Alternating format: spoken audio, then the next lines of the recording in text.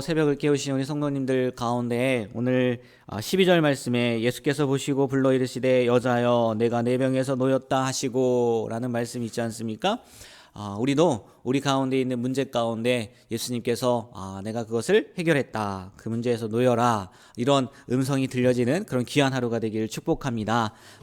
정말 많은 문제들을 갖고 우리가 살아가잖아요. 근데 그 문제 가운데 예수님께서 나타나셔서 걱정하지 마라, 내가 함께한다, 내가 다 해결해 줄게 라는 말씀을 들으면 정말 기쁠 것 같아요. 힘이 되고 위로가 될 것 같아요. 오늘 이 새벽뿐만이 아니라 나중에 이 말씀을 가지고 묵상하는 우리 성도님들에게도 이런 은혜가 있으면 좋겠다라는 생각이 들더라고요.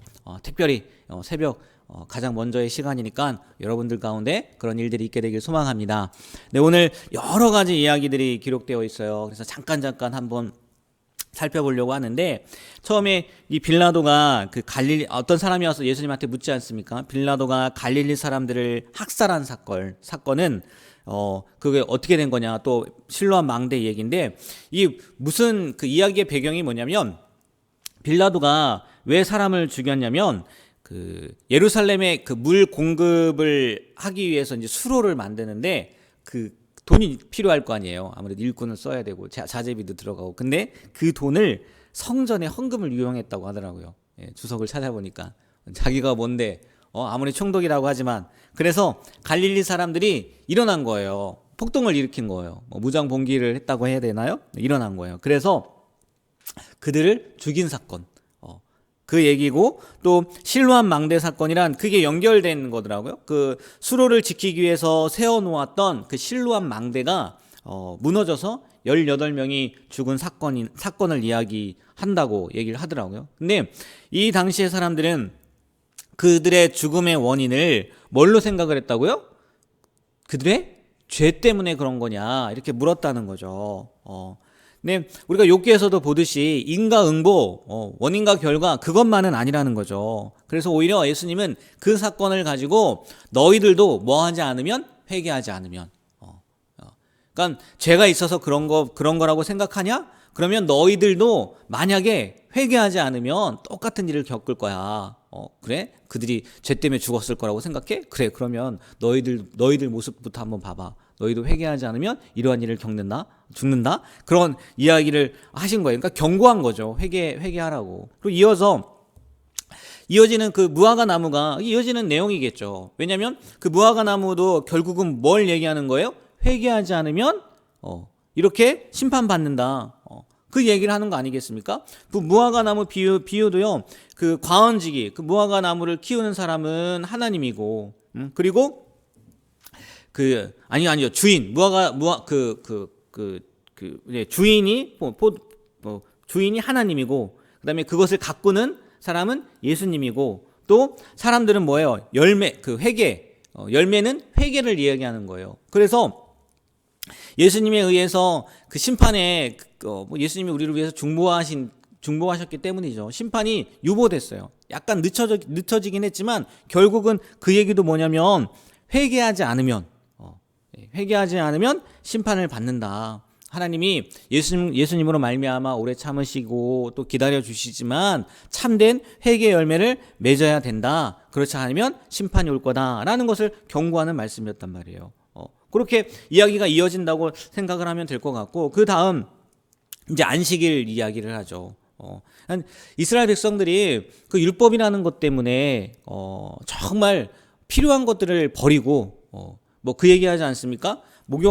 아이를 목욕시키는데 목욕물만 버리면 되는데 뭐까지 버리는, 아이까지 버리는 그런 일들 때문에 예수님께서 굳이, 제 생각은 그래요, 굳이 안식일에 고쳤다라는 생각이 들어요. 이 사람들이 하는 얘기가 뭐냐면, 이날날이 엿새가 있다. 이 6일 동안 네가 고치면 되는데 왜 굳이 안식일에 이 여자를 고치냐? 일리가 있어 보이잖아요. 근데 아니라는 거죠. 왜? 그들의 모습을 보니까 그들은요, 안식일이라 할지라도 15절 한번 보세요. 15절. 다 같이 한번 15절 말씀 한번 읽어볼까요? 주께서 대답하여 이르시되 외식하는 자들아,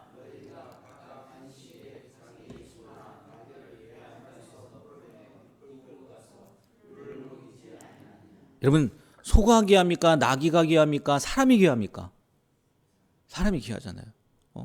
그 안식일이라는 그 하나의 법, 자기들은요 소나 나귀를 안식일임에도 불구하고 가서 왜 그들을 살리기 위해서, 그들에게 먹이기 위해서 물을 주면서 이 안식일에 병 고친 것 갖고 뭐라고 한단 말이에요. 그러니까 그게 문제가 아니라는 거예요. 안식일에 고치고 안 고치고가 문제가 아니라 하나님이 우리에게 맡기신 것은, 우리에게 이야기하는 것은 생명의 소중함, 한 사람의 귀함, 그것을 생각해야 되는데 그 법이라고 생각하면서 그 얘기 하잖아요. 인본주의, 형식주의. 그것에 대해서 예수님께서 지적하시는 거죠. 이거 고쳐야 된다, 니네. 안 바꾸면 안 된다? 이게 또 연결되는 것 같아요. 앞에 회개의 부분과. 그리고 그 다음 우리가 잘 아는 겨자씨, 누룩의 비유, 천국에 대한 비유지 않습니까?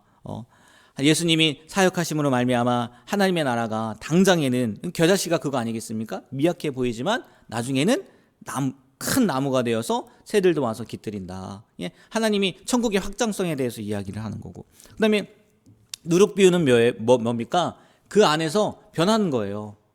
그렇잖아요. 겨자씨는 나무가 돼서 외형적인 모습대로 이렇게 변하지 않습니까? 근데 누룩은 그 외형적인 것보다는 그 안에 들어가서 바꾸는 거잖아요. 그의 본질을 바꿔놓는 거잖아요. 그러니까 천국은 우리 안에 다가올 때 되게 작아 보이지만 이렇게 겉으로도 변할 뿐만이 아니라, 겉으로도 이제 확장될 뿐만이 아니라, 그리고 우리 안에서도 사람을 뭐 하는 거예요? 변화시키잖아요. 그럼 우리가 처음 예수 믿기 전과, 예수 믿기 전과, 그 다음 예수 믿은 후, 그리고 이렇게 지금의 모습을 보면 확실히 뭐예요? 변했잖아요. 천국이 그런 거다라는 것을 설명해 주는 게 마지막 겨자씨와 그 누룩의 비유란 말이에요. 뭐 많이 들어왔으니까. 근데 이 말씀들을 쭉 보면서 정말 할 얘기가 많은데, 저는 묵상하는 것처럼 딱 하나, 이 말씀이 이렇게 마음에 왔다고 해야 되나요? 마음에 새겨졌다고 해야 되나요? 눈에 보였다고 하나요? 그 말씀이 딱 이렇게 마음에 꽂히더라고요. 그게 뭐냐면 19절 말씀이요. 19절 말씀을 다 같이 한번 읽어보도록 하겠습니다. 마치 사람이 자기 채소밭에 갖다 심은 겨자씨 한 알 같으니 자라 나무가 되어 공중의 새들이 그 가지에 깃들였느니라. 아멘. 어떤 말씀이냐면 그 후반부 부분, 자라 나무가 되어 공중의 새들이 그 가지에 깃들였다.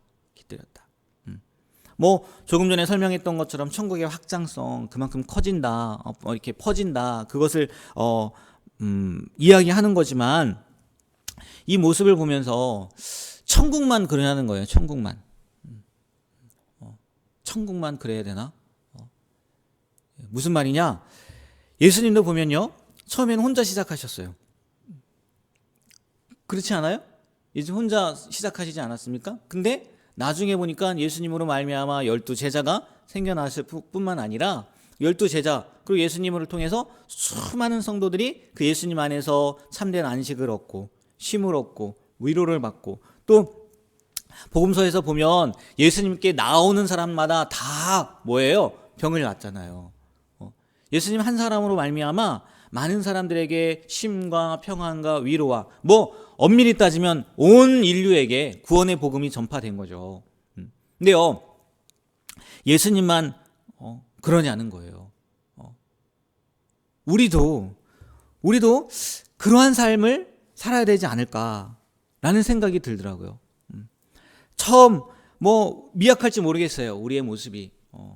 근데 예수 그리스도를 믿음으로 말미암아, 또 그 말씀에 순종함으로 말미암아 나 한 사람으로 인해서 내가 점점 자라가는 성숙하는 과정 가운데에서 정말 누구든지 내 곁에 와서 쉼을 얻고 평안을 얻고, 여기 말씀처럼 공중의 새들이, 세상의 사람들이, 아니면 교회 공동체 안의 성도들이 그 가지에, 우리의 가지에 깃들였다.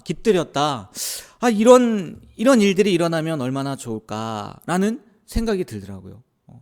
여러분, 우리가 정말요, 예수님처럼, 아니면 이 천국 비유처럼 소외되고 어려운 사람들, 그리고 힘든 사람들, 정말 위로가 필요한 사람들이 우리 가운데 와서, 아니 내 옆에 와서 깃들 수 있는, 쉼을 얻을 수 있는 그런 존재가 되었으면 좋겠어요. 어떻게 우리가 그런 존재가 될 수 있겠습니까? 다른 게 없더라고요. 기도하고요, 주님의 말씀에 순종하는 모습이 그런 존재가 될 수 있는 방법이겠더라고요. 기도할 때마다 물론 개인적인 기도도 할 기도들이 많으시겠지만 하나님, 내가 오늘 이 말씀처럼 이런 천국과 같은 그런 존재의 삶을 살아보고 싶습니다. 누구든지 내 품에 와서 깃들이고, 누구든지 내 품에 와서 쉼을 얻고, 누구든지 내 품에 와서 안식을 얻게 되는, 물론 그 예수님이 근본적으로 하시겠지만 하나님, 저도 그러한 존재가 되면 좋겠습니다 라는 생각이 들더라고요. 이 새벽에 저의 묵상이지만 우리 성도님들도 이런 은혜로운 삶을 사시게 되길 축복합니다. 그래서 성도님 곁에 오면, 내 옆에 오면 정말 평안해지고, 왠지 저 사람과 있으면은 기분이 좋아지고, 왠지 저분과 있으면 마음이 평안해질 수 있는, 힘을 얻게 되는, 용기를 얻게 되는 그런 귀한 삶을 살아가는 우리 모두가 되길 다시 한번 주님의 이름으로 부탁드립니다. 기도하겠습니다. 하나님, 오늘 많은 비유들을 통해서, 많은 이야기들을 통해서 또 어떠한 모습으로 우리가 살아가야 되는지, 특별히 오늘 말씀 가운데 회개에 대한 이야기도 나왔습니다. 혹 우리 가운데 고쳐야 될 것을 고치지 못하는 부분들이 있다면 속히 그것을 고치고 하나님이 기뻐하는 모습으로 바꿀 수 있도록 도와주시고, 또 마지막 저희 묵상을 나눴던 것처럼 저뿐만이 아니라 우리 모든 성도님들이 어려움이 처해 있는 사람들, 또 아픈 사람들, 위로가 필요한 사람들에게 큰 나무가 되어주는 그런 귀한 삶을 살아가는 우리 모두가 되게 하여 주시옵소서. 우리의 힘으로 못하겠더라고요. 하나님, 정말 기도할 때 하나님이 우리의 마음을 변하게 해주시고, 또 하나님의 말씀을 들을 때 이 말씀이 나를 향한 말씀이구나, 그 말씀대로 순종함으로 말미암아 큰 나무가 되어주는, 쉼이 되어지고 안식이 되어지고 위로가 되어지고 평안을 줄 수 있는 그런 귀한 삶을 살아가는 우리 모두가 되게 하여 주시옵소서. 예수님의 이름으로 기도합니다. 아멘.